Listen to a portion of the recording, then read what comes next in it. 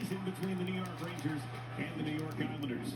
Ryan Palat is back in the lineup for the Islanders here tonight. He has missed the last two, and he gets the starting shift with Matthew Schaefer, Palat, Heineman, and back together as we look at our starting lineups brought to you by G.